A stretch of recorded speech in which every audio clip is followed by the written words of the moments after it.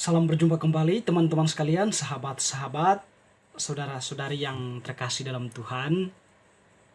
Kita kembali lagi pada kesempatan ini bersama-sama mendengar dan merenungkan sabda Tuhan yang kita ambil dari penginjil Markus bab 1 ayat 21 sampai 28.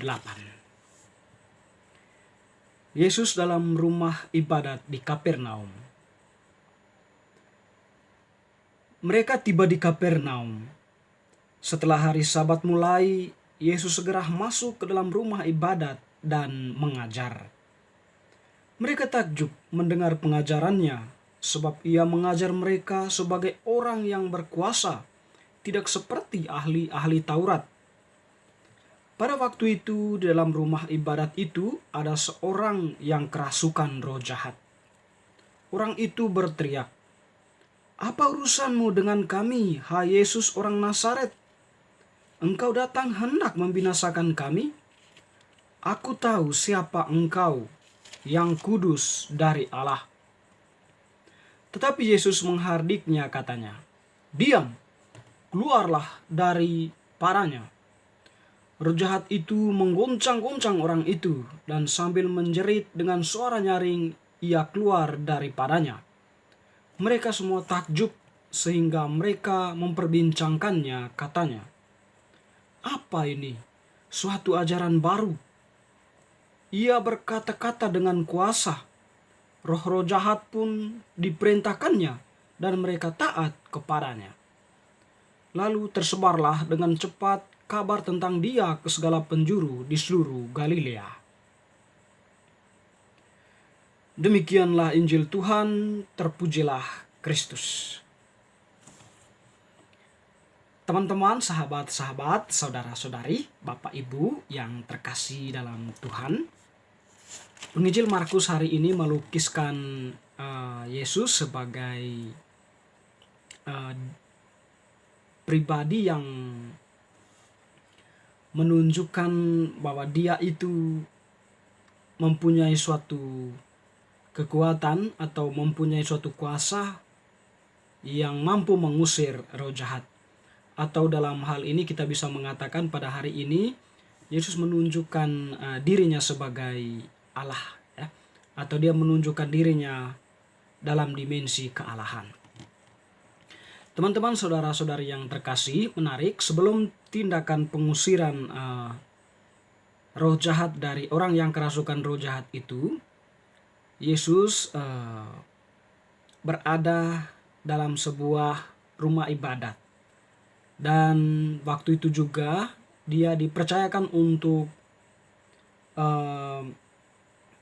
mengajar para hadirin yang hadir di dalam rumah ibadat itu. Dan kebetulan memang pada waktu itu adalah hari Sabat. Teman-teman yang terkasih, Yesus mengajar para hadirin atau umat yang hadir pada waktu itu dengan suatu ajaran yang memang penuh dengan penghayatan dan menunjukkan adanya suatu kata-kata yang meneguhkan mereka, kata-kata yang membuat mereka dikuatkan, atau kata-kata Yesus itu membuat mereka takjub akan pengajarannya. Sehingga mereka berkomentar bahwa ia mengajar mereka sebagai orang yang berkuasa, tidak seperti ahli-ahli Taurat. Tentu kita bisa melihat di sini mungkin ahli-ahli Taurat itu mengajar ya dengan bahasa mereka yang mungkin diolah sedemikian rupa, yang tentunya juga tidak memberikan kepuasan dan ketakjuban kepada para pendengar mereka.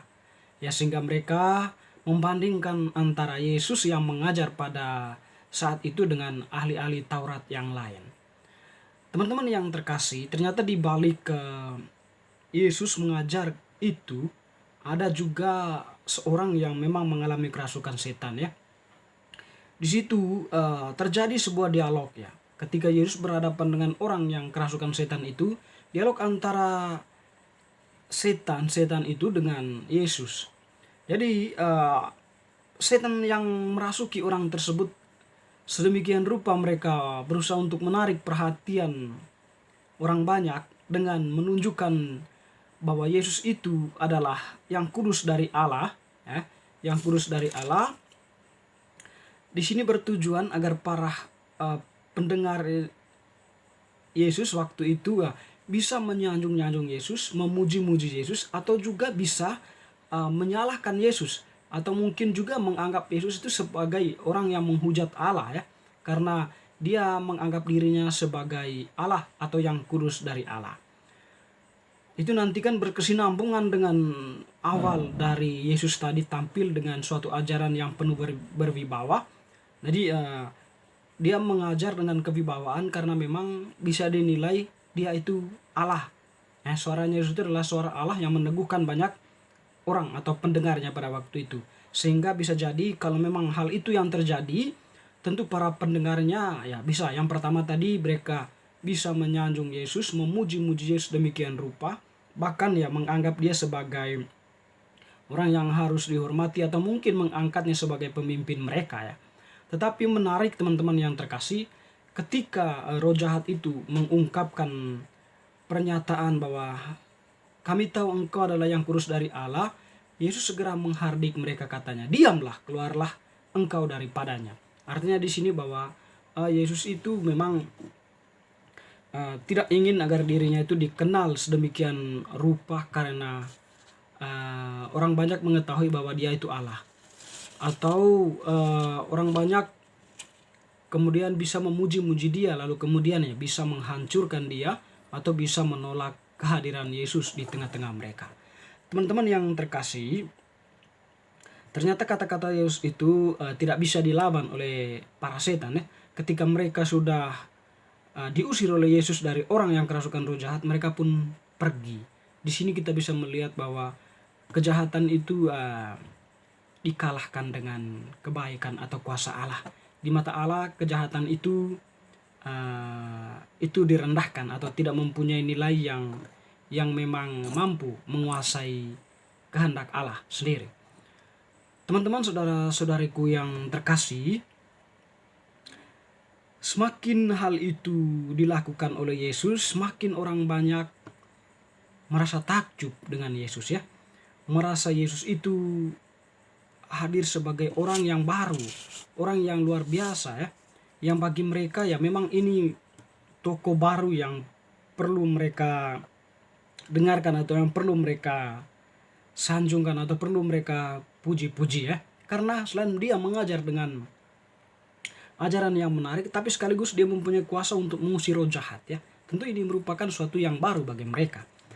Tetapi teman-teman yang terkasih, Yesus memang kemudian tidak tetap berada pada posisi itu.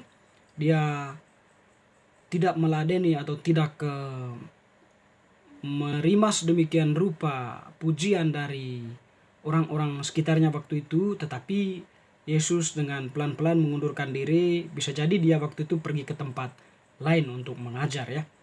Tetapi memang peristiwa tersebut menyebar kemana-mana karena itu tadi peristiwa itu merupakan suatu peristiwa yang baru yang terjadi di tempat itu. Teman-teman yang terkasih, yang menarik dari kita dari bacaan hari ini adalah bagaimana kita diajak untuk beriman kepada Tuhan, bahwa Allah itu mempunyai kuasa mampu mengusir kegelapan atau kejahatan dari diri kita. Yang terpenting dari kita adalah keterbukaan hati untuk mau menerima Dia, keterbukaan hati untuk mau tinggal di dalam Dia. Hanya dengan hati yang terbukalah kita mampu mengalami Allah. Dengan hati yang terbuka kita akan mampu bertindak yang benar. Kita akan mampu mendengarkan suara Allah yang berbicara kepada kita. Tanpa hati yang terbuka, sia-sialah segala iman kita kepadanya. Hati memampukan kita untuk bisa bertindak atas kebaikan dan kebenaran. Hati juga bisa memampukan kita untuk mengusir kejahatan yang ada dalam diri kita. Tentu hati dalam hal ini adalah hati yang terarah kepada Allah, hati yang terbuka kepada Allah. Tanpa hati yang terbuka, kita akan seperti mungkin, ya, ahli-ahli Taurat yang hanya tahu berkata-kata, tetapi tidak mampu melakukannya dalam kehidupan mereka. Bacaan hari ini mengajak kita untuk beriman sekaligus bertindak nyata di dalam kehidupan kita masing-masing. Semoga